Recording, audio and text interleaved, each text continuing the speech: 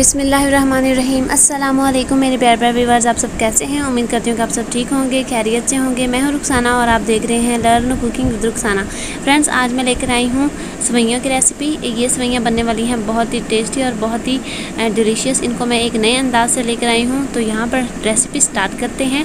यहाँ पर मेरे पास इलायचियाँ हैं, इनके मैं दाने निकालूंगी। और यहाँ पर मेरे पास एक कढ़ाई है। कढ़ाई में मैं 1 किलो दूध ट्रांसफ़र कर दूँगी और इस दूध को बॉईल होने तक हम वेट करेंगे। फ्रेंड्स, ये सेवइयाँ आप बना सकते हैं अपने घर में।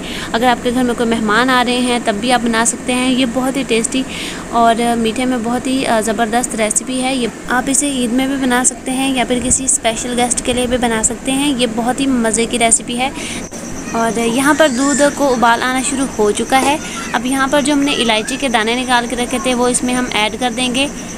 ये मैंने तकरीबन लिए हैं 7 से 8 मैंने इलायचियाँ ली हैं, जिनके मैंने दाने इसमें ट्रांसफ़र कर दिए हैं।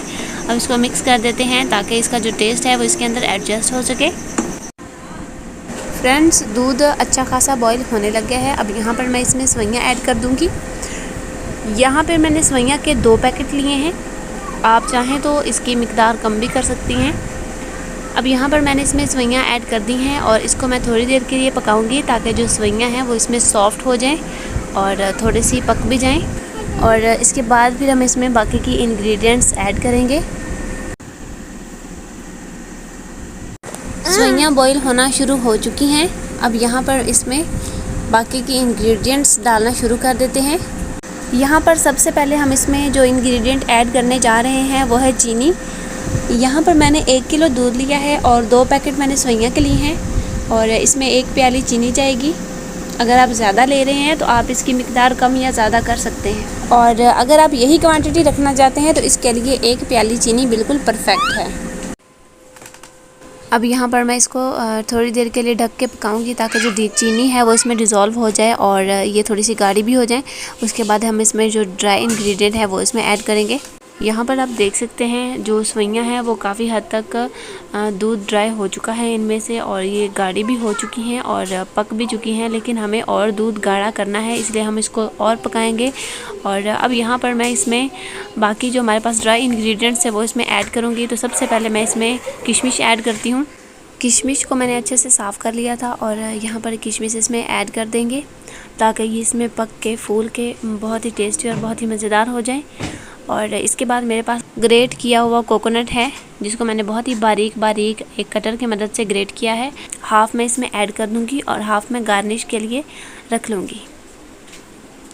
और अब यहाँ पर मैं इसमें ऐड करूँगी, मेरे पास ये बादाम और अखरोट हैं जो कि मैंने क्रश किए हुए हैं, वो इसमें हाफ़ ऐड कर देंगे और हाफ़ मैं इसको गार्निश के लिए रख दूँगी।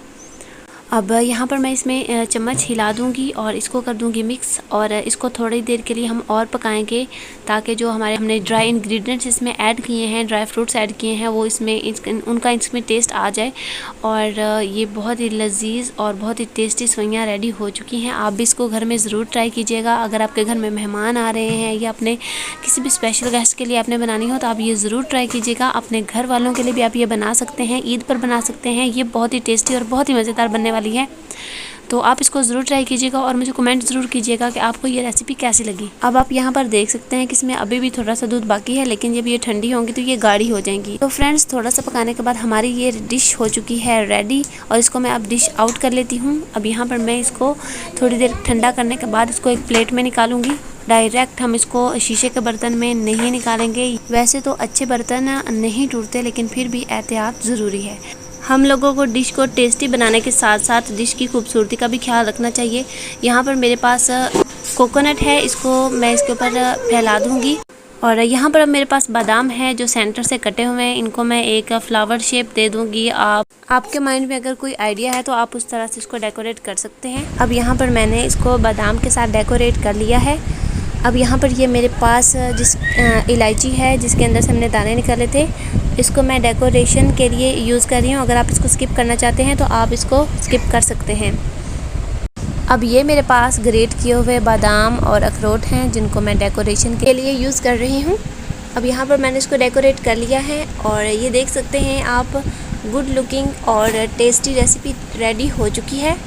तो इसी के साथ मुझे दीजिए इजाज़त। मिलते हैं एक नई रेसिपी के साथ। अगर आप मेरी इस तरह की नई वीडियोस देखना चाहते हैं तो मेरे चैनल को सब्सक्राइब करना बिल्कुल भी नहीं भूलिएगा। बेल आइकन प्रेस कर दीजिएगा ताकि मेरी हर वीडियो का नोटिफिकेशन आपको मिलता रहे। Bye bye.